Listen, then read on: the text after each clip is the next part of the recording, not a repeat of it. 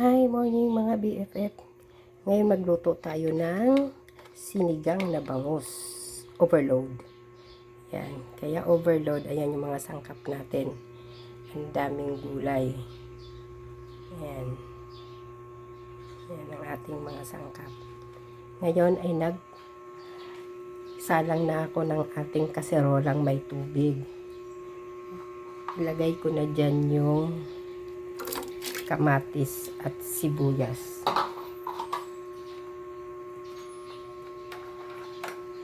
Ayan.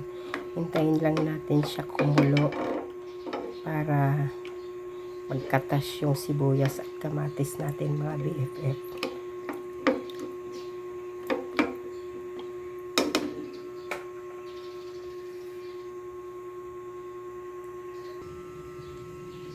Ayan na mga BFF, buksan na natin.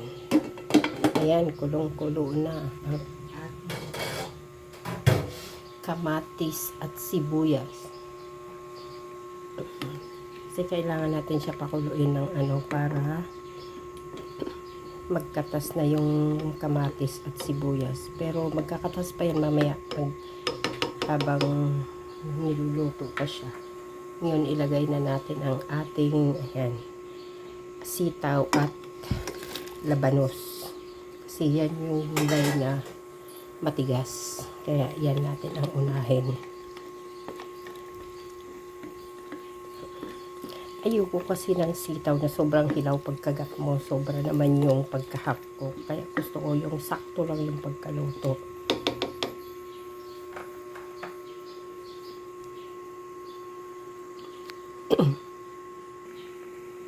Ayan mga BFF, timplahan na natin siya. Lagyan natin siya ng 1 teaspoon ng magic. 3 taktak ng paminta. Tapos 1 tablespoon ng asin. Scoop na lang ang ginamit ko para parehas lang naman yun. Ayan. Hintayin natin na medyo lumambot yung ating gulay na sitaw at labanos.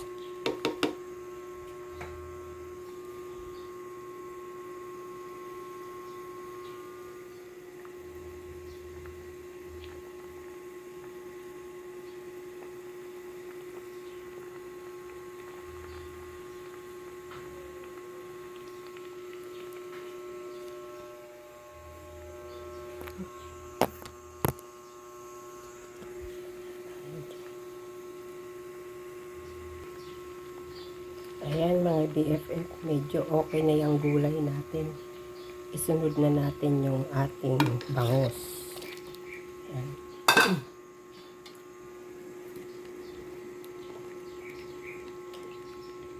4 na piraso lang yung 4 na hiwa lang yung bangus. Kasi dadalawa lang naman kami. Ayan mga BFF. Sama na natin yung ating siling green. Isa lang kasi baka umanghang. Hindi ako mahilig sa sobrang anghang. Konting anghang lang. Ayan. Ayan natin lagyan ng another iba pang gulay.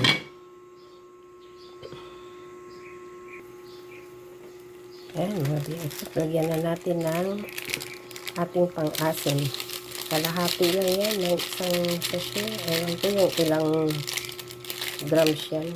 Ganito kalaki.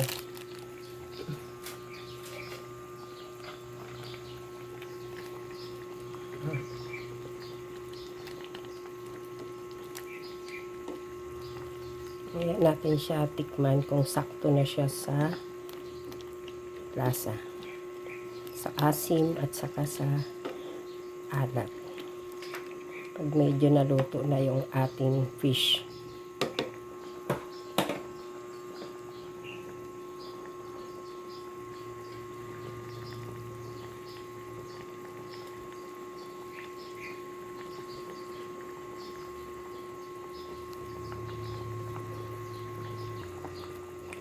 Ayan mga BFF.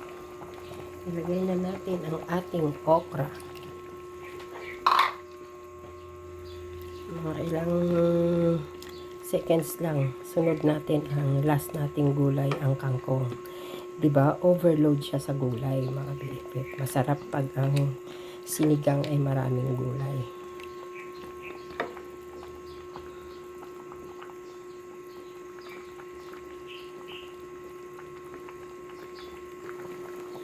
Ayan mga BFF, ilagay na natin yung ating last na gulay, ang kangkong. Overload siya talaga. Ang dami niya. Ayan. Ilang seconds na lang yan mga BFF. Luto na. Natikman ko na rin siya. Sakto lang yung lasa niya. Sakto sa asim, sakto sa alat.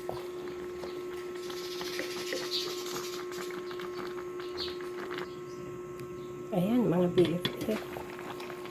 Ayun, luto na ang ating sinigang. Sinigang na bangus overload. Okay, patay na natin ang ating apoy. Ayan, hindi ko na siya mga BFF isasalin sa isang serving plate kasi madami siya. Ang dami niyang gulay. Ayan.